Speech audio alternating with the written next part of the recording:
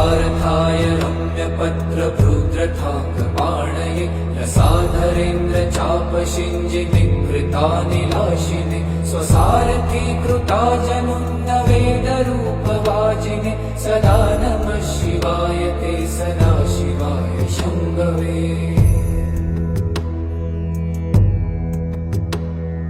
अतिप्रगल्भ वीरभद्रसिंहनाद गर्जित श्रुतिप्रभीत दक्षयाग भोगिनाथ सद्मना गतिप्रदाय गर्जिताखिल प्रपञ्च साक्षिणे सदा नमः शिवाय ते सदा शिवाय शम्भवे।